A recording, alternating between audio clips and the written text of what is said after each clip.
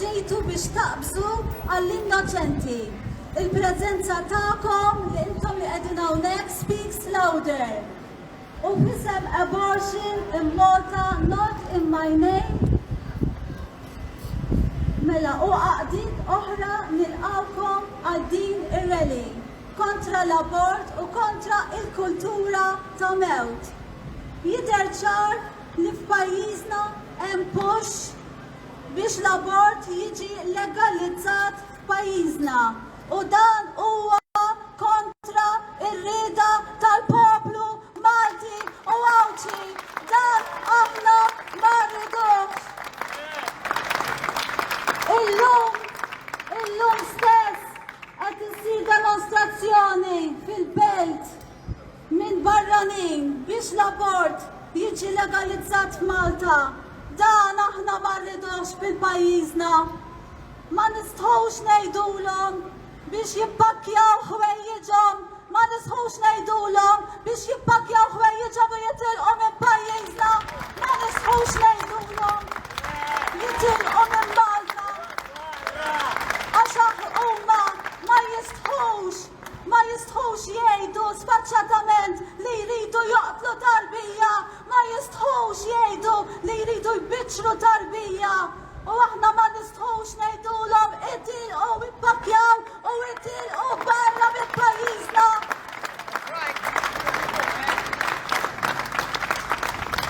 Huma dawk il-cowards u l-bullies li jieħduha kontra l-vulnerabbli.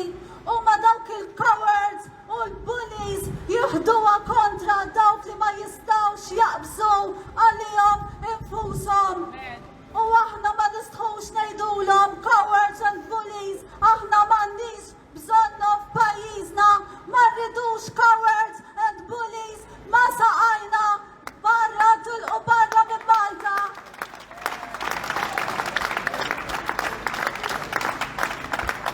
Ma rridux cowards and bullies fil-Parlament u ma rridux cowards and bullies fit-tmexxija ta' pajjiżna.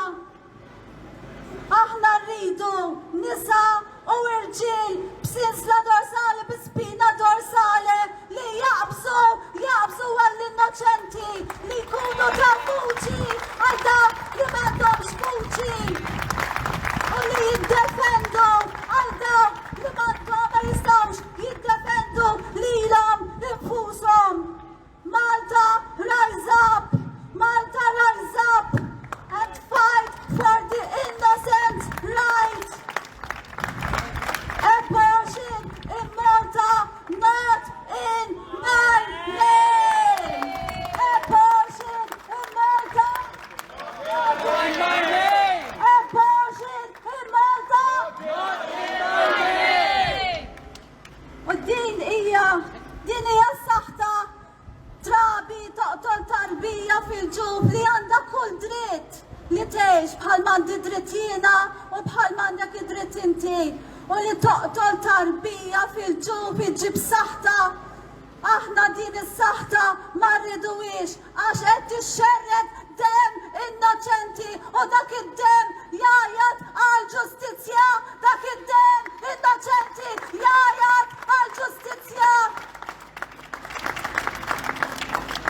U aħna ngħidulhom jekk tridu s-saħħa marru daħlu f'darkom is-saħħa mhux ġo pajjiżna, is-saħħa daħlu f'darkom u mhux ġo pajjiżna. U ħanisimgħu kelliema dawn huma kelliema tan-nisa u irġiel bis-sinsla dorsali bi-spina dorsali li jaqbżu u jitkellmu għall-innoċenti li jkunu vuċi għal dawk li m'għandhomx vuċi u li jiddefendu dawk li ma jistgħux jiġġieldu għalihom infushom. U li jridu jwasslu wkoll messaġġ ċar kemm lill-Prim Ministru, kemm lill-Oppożizzjoni, kemm lill-Gvern u kemm l-oppożizzjoni fil-Parlament. U nibda biex insejjaħ il-kellima tagħna, kellima ta' din ir-rally kontra l-abort, Sinjuri natu ċabċipa u nilqaw lill-konsulent il-professur Buttigieg. Nilqaw professur Buttigieg. ċabċipa.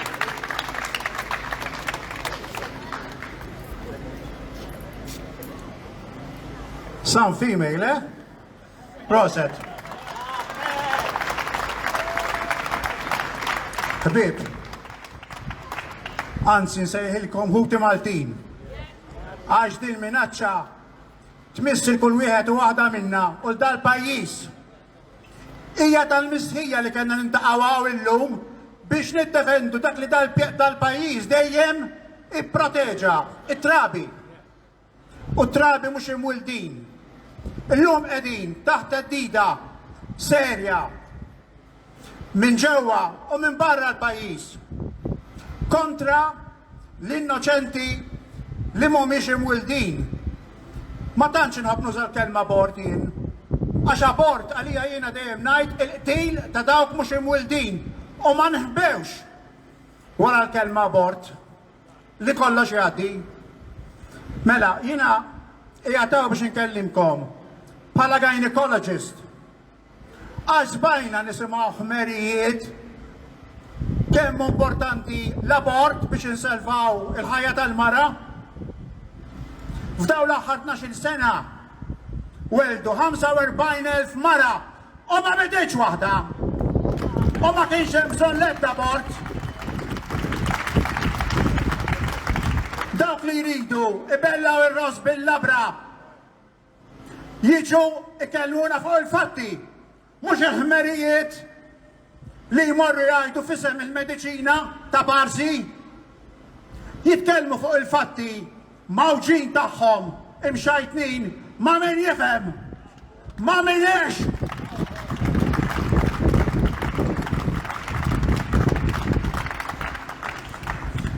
Dal-aħħar kellna u mhux se nidħol dettalji rankatura biex infakru kemm il-ħajja tal-mara tqila qiegħda fil-periklu Malta. Jien ħdimt u għallibt u għadni nagħllem mhux Malta biss. Daw kideb. Il-ħajja tal-om mhijiex medda mingħajr l-abort. Huwa l-abort li jeddet dik il-ħajja li aħna niċċieldu biex insalvaw. Tajjeb, ikonna sptar. Naħa ndaħlu l-ommijiet biex iweldu. U naħa l-oħra ndaħlu l-ommijiet biex joklu. Dak li rridu. Ma nieħdu xejn for granted. Il-ġlieda hija qawwija u hemm fatturi li ftit narawhom. Hemm flejjes kbar. Hemm nies iddisprati biex nibdew noqtlu trabi qabel jitwildu. Ma nistgħux nispjegawha għax hemm affarijiet li forsi ma nifhmuhomx. Imma l-ġlieda fuqna qiegħda. Iweġġani li għandna bżonn noħorġu niġġieldu, iweġġani li kellna ninġabru għaw illum kollha kemm aħna l-ħadd imqaddes biex nippruvaw nabxu dan il-kanser li qed jikber ftit ftit u qed jaħkem speċjalment iż-żgħar. Propaganda sija fuq iż-żgħar, propaganda fuq l-istudenti fl-università. Fosthom teddit. Jew tagħmlu li ngħidulkom jew hekk. Taħsbux li ġliedin hija ġlieda ħafifa. Irridu nkunu determinati u hekk ma rridux li dal-pajjiż jinżel iktar fit-dranaġġ li niżel. Irridu nqumu qawma fuq tagħna u noqogħdu b'sebgħinej. Tieħdu xejn for granted. U iva, u ma nisbħalkom, lajtu minn darkom u ġejtu għaw illum, il-ħadd imqaddes li qed turu interess. Bħalna hemm ħafna oħrajn li ma ġewx. Fair enough. Imma ma nistgħux inżommu leħinna fil-baxx. Ħaġa oħra li rrid ngħid għax il-ħin tiegħi huwa limitat. Hija din il-ħrafa li jridu jbellaw ilna li jeħtieġ tinbidel il-liġi li tissalvagwardja l-ħajja biex imsiken it-tobba ma jmurx ikollhom xi każ jispiċċaw il-qorti. Mela jien kont wieħed minn kollha li ħdimna Malta li rispettajna l-ħajja U meta qom ta' ħajja ta' qom li kienet fil-periklu, aħna provajna nsalvaw it-tnejn. Jekk kienet impossibbli nsalvawhom it-tnejn, xorta l-attentat sar, mhux kif jgħidu min irid l-abort. Nissigrafikaw il-ħajja tal-om biex nsalvaw t-tarbija, din minn fejn ġabuha. Mhijiex veru, jiena għamilt snin naħdem St. Luke's fil-Mater Dei u pajjiżi oħra barra minn Malta biex ma nsemmix ukoll. Min jaf kemm għamilt diljili, ninkwita u nippassiġġa fuq sitwazzjonijiet bħal daw. U nafu x'irridu nagħmlu, m'għandniex bżonn tinbidel il-liġi bi skuża biex jiddaħħal li għandu jiddaħħal bil-mod il-mod.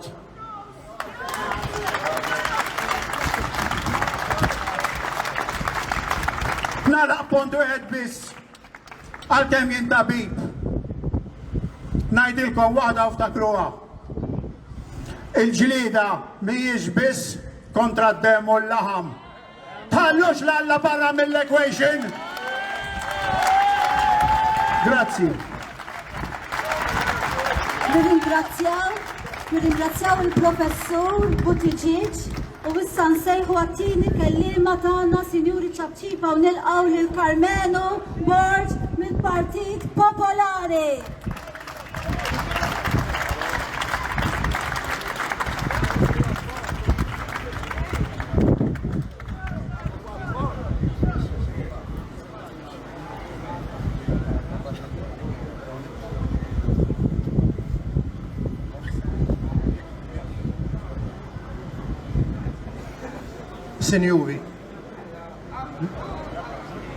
Sinjuri, nirringrazzjakom tal-li ġejtu hawnhekk li hemm minn kull partit politiku u minn kull kulur biex tiddefendu l-ħajja.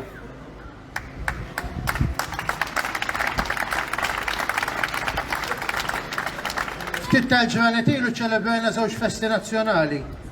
Jum il-Vittorja hawnhekk għandna l-Monument tal-Afallett u l-Indipendenza.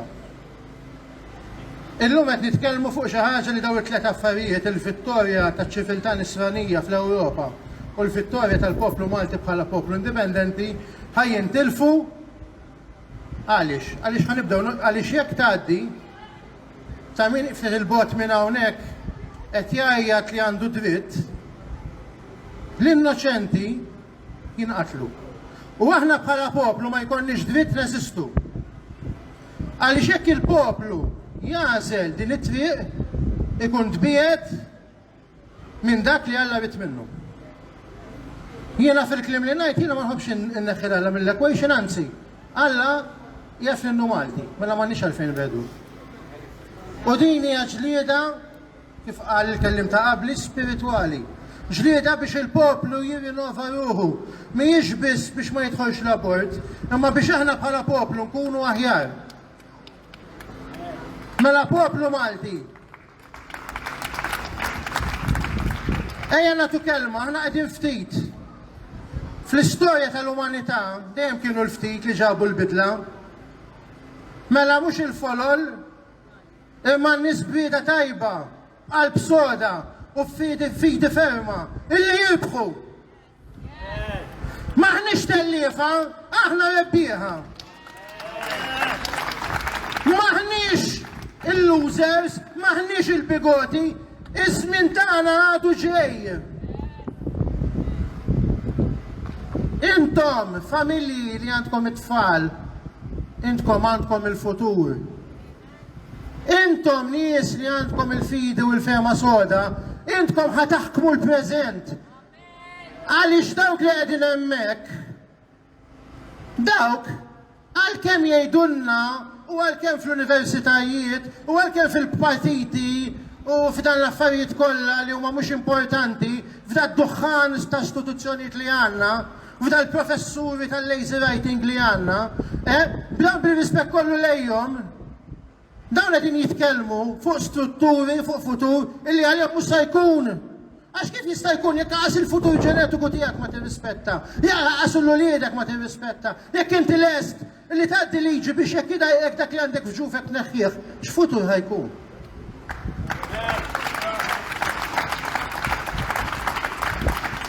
Mela aħna quddiem Alla qudiem is-sirijietna fil-preżenza tagħna lkoll bħala poplu Malti ejjew nagħtu kelma. Illi nkunu aħna l-poplu li jiddefendi l-ħajja, li jkunu aħna l-poplu li jiddefendu l-minu vulnerabli. Il-ħajja mitwelid sal-mewt. Ma hemmx abort, ma hemmx eutanasja, ma hemmx eliminazzjoni ta' minu meqjus bħala mhux importanti fis-soċjetà. Ma hemmx eliminazzjoni tal-feti bl-iskuża biex maħlhomx ibatu. Bħalma għandux ikun hemm eliminazzjoni ta' minnu batut għaliex huwa marit għallu ta' parsi biex ma nixbdux siebu. Poplu Malti dejjem kien poplu li ħaħsib il-vulnerabbli. Jekk taraw il-passat dejjem kellna nies saċerdoti, nies lajċi huma x'inhuma illi waqfu istituzzjonijiet. Kont għaddej minn Santa Vendra l-bira hekket xi 4-5 istituti biex dak iż-żmien jgħinu l-minu vulnerabbli. Illum dak l-istituzzjonijiet nagħlquhom biex neqirdu l-minu vulnerabbli. Le, nagħtu kelma illi aħna ngħidin hawnhekk għall-vulnerabbli. U jekk xi ħadd ħajjajt dawn in-nies huma żejda, aħna nkunu hawn ngħidulu le, dawn mhumiex żejda, jekk tridu teqirduhom tridu tgħaddu minn fuqna. Grazzi ħafna. Nirringrazzjaw il-Karmenu Borġ u issa nsejħu mal-kejjima li jmiss Tanja Gawċi Fjorini mill-Partita Ba. Five minutes jekk jogħġbok, Tanja.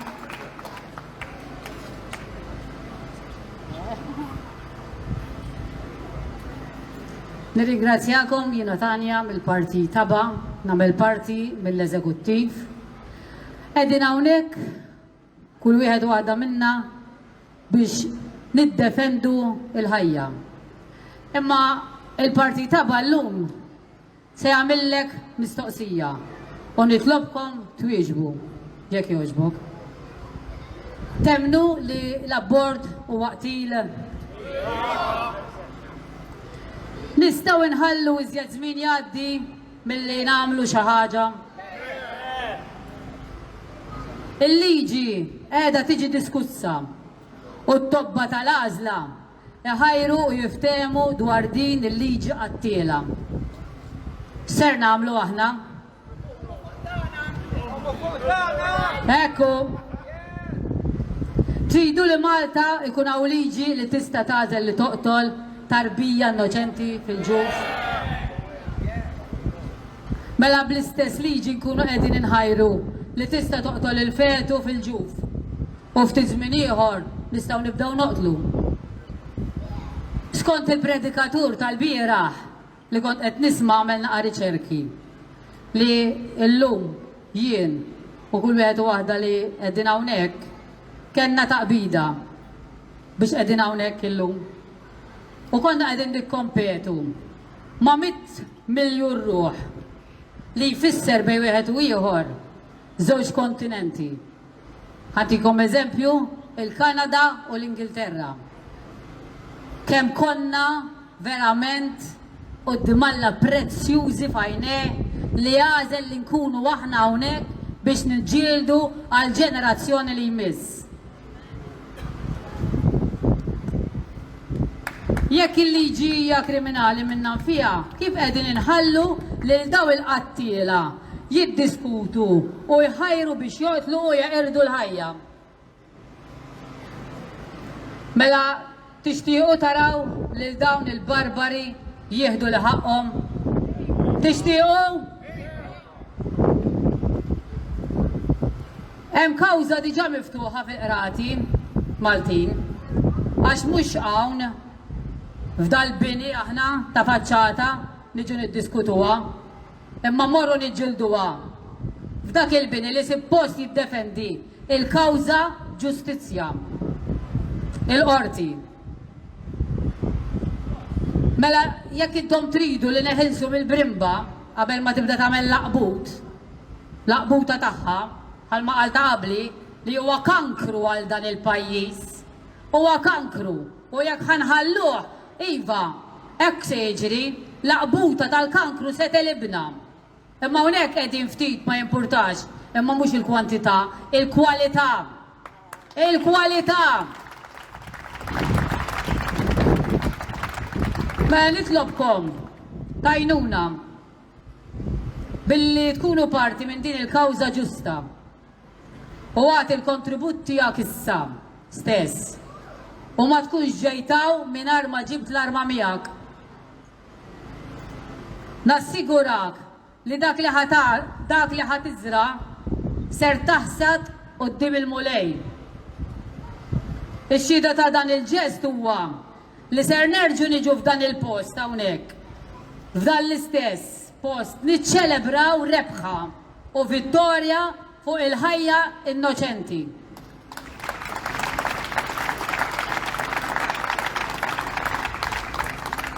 Ser ikun ta' sodisfazzjon kbir li jint tkun għamilt u tajt semek favur il-ħajja fil-ġuf.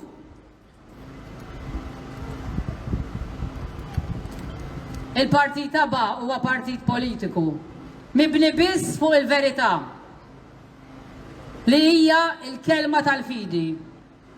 U dak li għamilna partit li mhux biss nitkellmu imma jieħu azzjoni.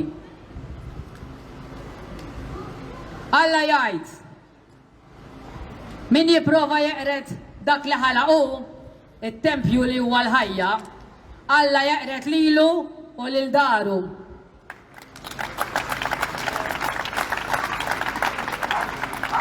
Alla għandu pjanijiet mhux biex jeqret imma biex ibierek u jtik tama għal-ġejjieni. Jekk naqraw mill-iskrittura eżatt kif jgħidlek, f'Ġeremija 29:11 jgħidlek jien naf il-pjanijiet li ħsieb talikom oraklu tal-mulej. Pjanijiet ta' ġid u mhux ta' ħsara li nagħtikom ġejjieni mimli tama. X'tama qed inħallu lil dik it-tarbija jekk mhux ħanoħorġu niddefenduha.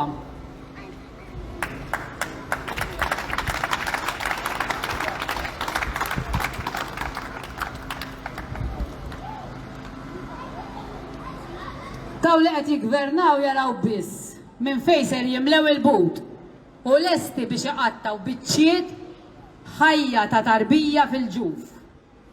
Imma aħna li aħna li qegħdin hawn lesti nikkontribwixxu dak kollu li Alla provdilna u berikna bih. Biex niġġieldu kontra t-tiranija li qed tolli rasa akkosta kollox li trid iddaħħal l-abbord ġewwa pajjiżna. Nistaqsi din il-mistoqsija. Il-Knisja Nisranija qiegħda verament tkun vuċi favur il-ħajja tal-innoċenti? L-istadina kienet miftuħa għal kulħadd. Assisin, patrijiet, sorijiet, isfijiet. U għaliex mawx il-preżenza tagħhom fostna.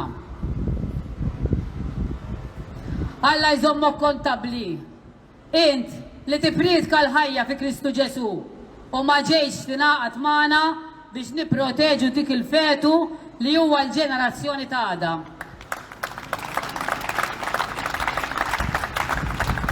Li bidritt għandu jgawdi l-ħajja bħali u bħalek. Nalaqgħu u nixtieq lilek u l-familja tiegħek barka u ħajja mimlija paċi u slim. Grazzi lill-Partit Taba. Grazzi Tanja Gawci Fiorini u nsejħu issa lil Ivan Bartolo mill-Fondazzjoni Familja fil-Bżonn ċabċipa Ivan Bartolo.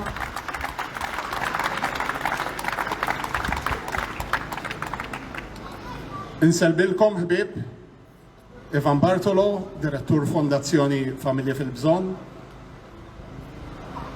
Is-snin u żmien li jenna fil-fondazzjoni, il-fondazzjoni miftuħa l kulħadd. Nejnu n-nies minn filgħodu sa filgħaxija 7 ijiem fil-ġimgħa. Aħna u l-volontiera li nsejħilhom Anġli għax ħadd minna ma jieħu paga, aħna kollha volontiera qegħdin hemm qudiemi jafu x'naraw qudiemhom. Kemm ħajja il-ħajja tal-bniedem prezzjuża mill-konċepiment sal-mewt. Mela, aħna bħala fondazzjoni x'namlu? Nipprovu ntejbu il-ħajja ta' dak li jkun, mhix neliminawha. Jiġuna ħafna fatti qudiemna, jiġu nies għas għandhom biex jieklu. jiġu nies għassaqa fuq rashom, jiġu nies bil-vizzji ta' droga, jiġu nies imsalbin bil-lob. Ma l-aħħar mill-aħħar f'kull bniedem hemm ġbija tal-Alla fih. Dak li nġibilhom qudiem għajnejna. Tidu tkunu hemm. Għandna food bank li kull xahar qassam fuq 88 għajnuna lill-familji u joħroġ mal-40 jew 50 ikla sħuna kuljum minn ġol premises tagħna. Dan kollu bil-providenza tal-Alla. Ma neħdu xejn mandħat. Imma hemm tara il-bniedem fiex ikun, imma xorta jkompli jikkombatti għal-ħajja. Allura aħna min aħna biex il-ħajja li tkun inħolqot f'dak il-ġuf biex neliminawha. Blima dritt għandna neħuha. Fatt li nixtieq naqsmu magħkom ġrali xi 3 snin u nofs ilu. Ġiethom qudiemi nanna llum u kulħadd jiġi bil-problemi tiegħu. Imma din qatt ma kienet imma ġiet dakinhar. U qalt li tgħinni qed fiex nista' ngħin. Mod ekonomiku bħala flus biex niftehmu, biex intella l-binti biex neħħi kollox. Jien ħarist leha. Qed li qed li biex nitimek jew ngħinuk bil-qalb kollu. Imma bintek inċ kuraġġ, ma ġiġ bintek, mhix int bħala omma ġejt tgħid li dawn l-affarijiet. Imma bimħabba għax dik li ngħidilhom lill-volontiera li qegħdin għamlu kollox bimħabba.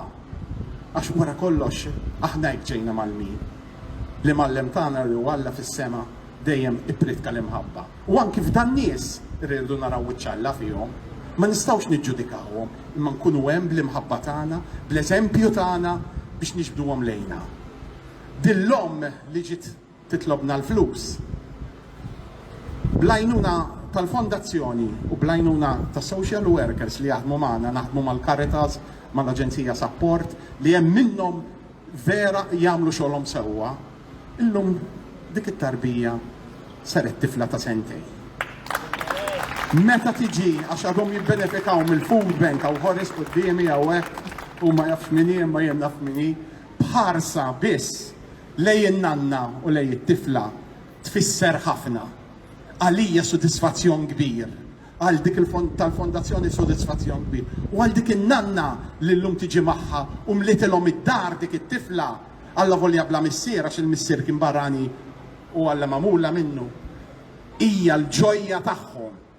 Mbagħad aħna blima dritt għandna dritt li dik it-tarbija ġol ġuf inneħħuha l-ebda dritt magħna. Niddefendu għasfur, niddefendu kelb, niddefendu qattus, ma niddefendux tarbija li għadha fil-ġuf. Dawk li rridu nġibu qudiem għajnejna. Mela nagħmlu kuraġġ laħwa.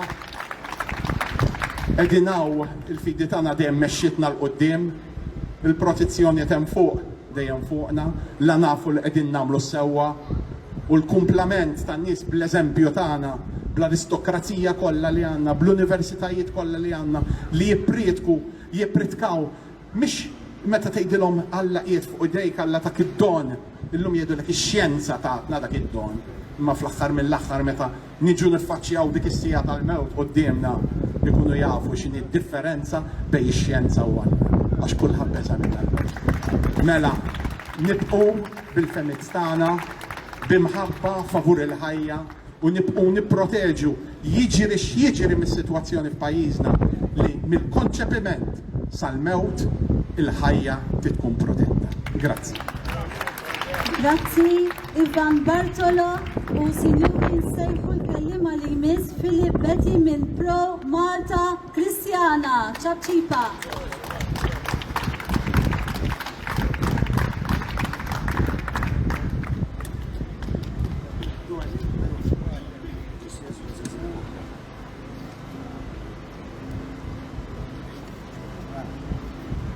Sinjuri, xtaqt fisem il-Soċjetà Maltija, l-Ċiviltà Nisranija, Pro Malta Kristjana, nirringrazzja s-Sur Simon De Bono, Sur Ivan Grek Mintov, il-Facebook group Abortion in Malta, Not in My Name, ta' daw il-5 minuti illi ħan esprimi il-femit ta' soċjetà ċivika tagħna illi hija soċjetà ta' ispirazzjoni kattolika. Dil-kwestjoni tal-abort mhijiex ġdida, ilhom itambru fuqha ħafna snin u fil-fatt diġà daħlet mit-tieqa għax kulħadd jaf li l-morning after pill huwa abort effiċjenti, kulħadd jaf.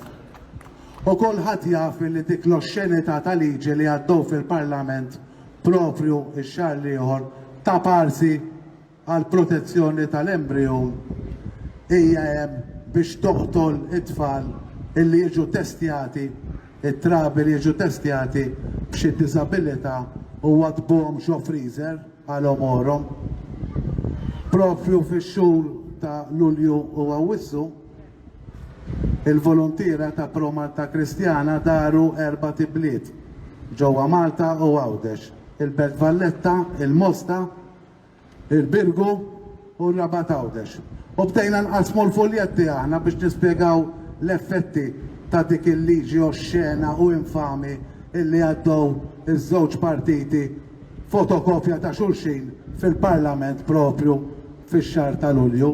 U bdejna nispjegawlhom illi l-awtorità ta' parsi protezzjoni tal-embryon għandu l-poter iżid fil-lista ta' problemi mediċi u tista' titfa' prattikament il-min trid ġol freezer ta' dik il-liġi illi għaddew fil-Parlament dawk iż-żewġ partiti illi suppost jirrappreżentawna u hawnhekk insellem dawk it-tliet deputati ta' partit wieħed illi kellhom il-kuraġġ jisfidaw it-tirannija tal-kap tal-oppożizzjoni u nfutaw kontra dak li għallhom biex jagħmlu li huma Delija, Idrin Delija, Ivan Bartolo tal-Mosta u il-deputat ta' Għawdex Alex Borġ.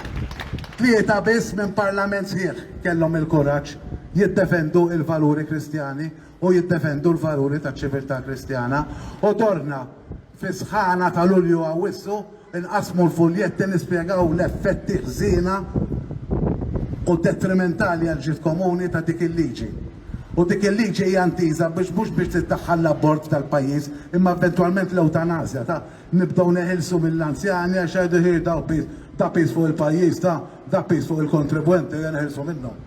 Għax dan il-pajjiż issa kif jgħid tajjeb Edwin Vassallo xejn mhu xejn. U l-messaġġ li qegħdin jagħtu minn dak il-Parlament huwa da' sempliċi ħafna affeċ u ħawwat u kisser tibża xejn mhux ħatħallas int il-konsekwenzi, is-soċjetà se tħallasu bil-konsekwenzi. Jiena m'għandix inżid, però importanti, din hija importanti ħafna. Billi noqogħdu nikbu fuq Facebook u noqogħdu nagħmlu ta' Facebook Warriors u ngħidu mhux sewwa u ħafna ammenżu da maħna ħanaslu flimkien. Aw ħafna qdiet favur il-ħajja u kontra l-abort.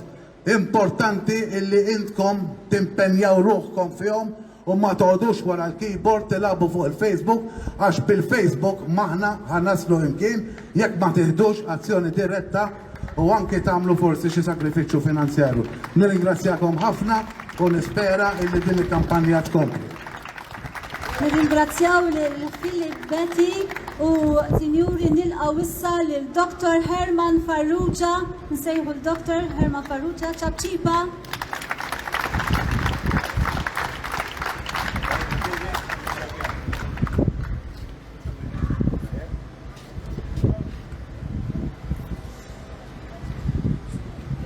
Grazzi Maltin, grazzi Kristjani u mintomx.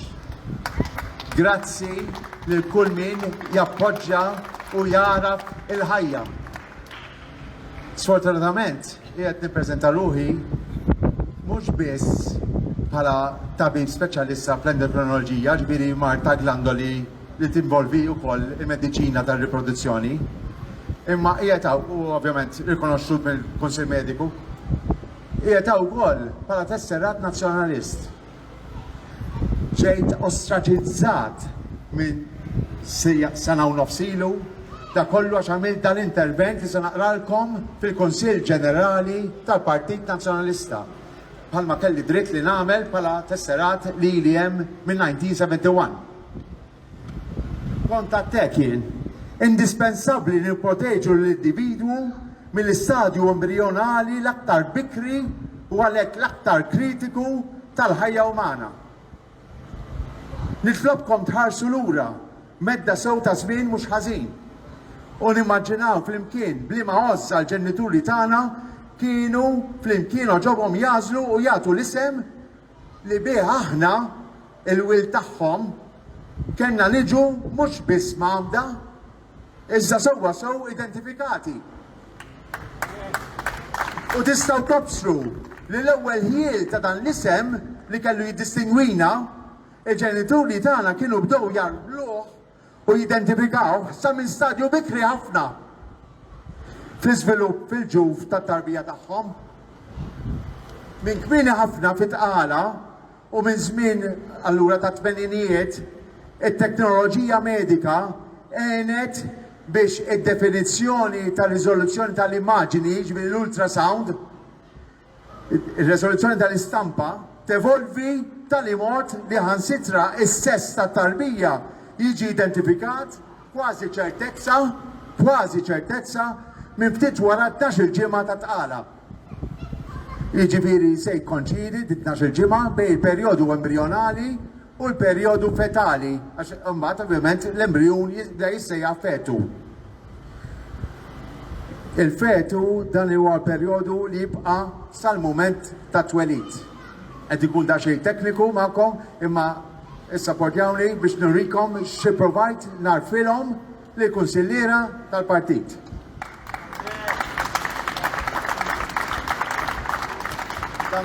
Dan kollu jfisser li altru li embriju mhux sempliċement grupp jew kollezzjoni ta' ċelloli imqabda ma' xulxin, kważi hawn min irid jfissirhom miż-żewġ naħat bħala xi materja inerta bla attività, ċappa ta' 8 ċelloli bla identità, bla funzjoni, bla vokazzjoni, bla autodeterminazzjoni.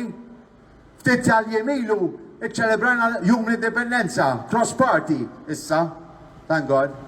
U l-iktar ħaġa li tispikka hija l-autodeterminazzjoni storika tal-poplu Malti, missirijietna u r-rif li mexxew it-triq li bil-kuraġġ tagħhom u bl-entużjażmu tagħhom u bil-kilba tagħhom li dettaw huma għamlu l-mezz li storja ġiet favur il-poplu Malti u ġejna indipendenti. Din l-autodeterminazzjoni l-istess mezz, l-istess filosofija hija fil-ġuf tal-om.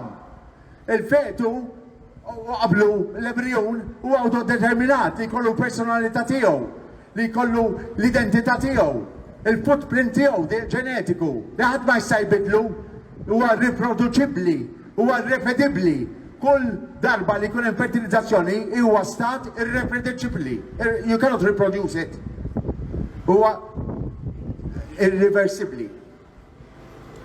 Mela, daw ċelluli bla identità, bla funzjoni, bla vokazzjoni, bla autodeterminazzjoni, dan il-kunċett fażull jagħmel parodija sieħa mill-istudju tal-iżvilupp ċellulari uman, li hija l-embrioloġija. Fil-fatt dan il-kliem mhux meqjus huwa travestija sieħa tal-verità xjentifika. L-embrioloġija tal-limna b'ċertezza għax illum hija dokumentata. Speċjalisti elettrofotografikament taħt il-mikroskopju li jekk kif il-fertilizzazzjoni permezz tal-għaqda tal-gameti tal-raġel u tal-mara seħ, dak huwa l-moment, dak huwa l-punt kardinali li kruċjalment ifisser it-tissil tal-ħajja u twaqqif ta' identità ġdida. Il-kapital kifat tal-footprint tad-DNA li huwa uniku, li huwa l-qafas ġenetiku speċifiku u dejjemi għal kull individwu. Il-karatteristiċi ta' dan l-embrjon bikri li hu issa magħruf bħala zygote beta ta' ftit sigħat araw din. Ftit sigħat biss wara fertilizzazzjoni, da mhux biss għandu identità, dan jagħti messaġġ lill-om biex ikun hemm partnership bejn l-om u l-zygote. Jiġifieri jkun hemm essenzjalment, xjentifikament, ikun hemm beta ta' ftit sigħat il-karatteristiċi huma fissi, irreversibbli u irreproduċibbli Fil-fatt, is-sura, l-istatura, is-sess ta' tarbija umana huma ġa determinati dan l-istadju bikri. L-embrioloġija tkompli tippruvanna li fl-ewwel ġimgħa tal-ħajja l-embryon għandu diġà meravigliosament il-kapaċità ċellulari inerenti mhux biss li jinqasam sussegwentement u kronoloġikament jinqasam f'aktar ċelloli, imma mod programmat u kronoloġiku igawdi minn mekkaniżmu preċiż kif jesprimi il-funzjoni kimika li permezz tagħha jiġi imgħaraf mill-om, aċċettat u jitħalla jaqbad ma' ċelloli superficiali tal-lining intern tal-ġuf tal-om. Bekk l-embryon jitħalla jidħol f'sinerġija preċiża mal-om. Sa tmiem l-ewwel ġimgħa fejn lanqas biss il-koppja jew il-ġenituri ikunu jafu li hemm itqala.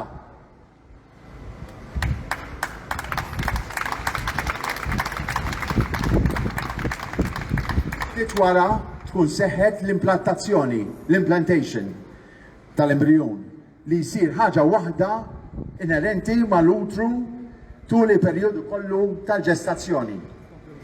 Għalhekk l-embryon huwa diġà moni bħajja umana li għandha dritt għall-autodeterminazzjoni. Minnu fejn wara l-implantazzjoni l-embryon jibda jiddifferenzja ruħu, mela ma jibqax kif inhu, jibda jiddifferenzja, jingħata ċans jekk jingħata li jiddifferenzja ruħu u jsir tibda tingħara f'embryon ta' 12 ġimgħa il-proċess li jmiss li huwa perjodu fetali fejn il-sistemi organiċi, l-organi tal-ġisem, diġà jkunu mid-12 ġimgħa qudiem qed jiġu formati u jiġu identifikati fl-ultrasound. Il-perjodu fetali huwa ta' żmien ta' 6 xhur li jsegwi u dan huwa ta' maturazzjoni u tkabbir ċellulari. ċelloli jimmaturaw u jikbru.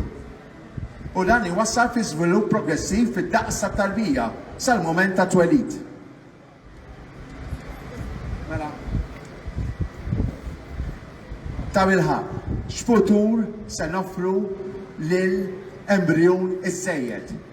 X'futur hemm għall-embryon li l-liġi tagħna qed tippermetti li jkun determinat bħala l-embryon iż-żejjed. Da kollu għax il-mediċina avvanzata tajt li forsi ma jkun san daqs ieħor, sieħu. Dan huwa inaċċettabbli. Jiddependi minna bħala militanti favur il-ħajja li nibqgħu ninsistu li din id-diskriminazzjoni bejn embryon u ieħor hija inaċċettabbli fil-qafas tal-liġi Maltija tagħna.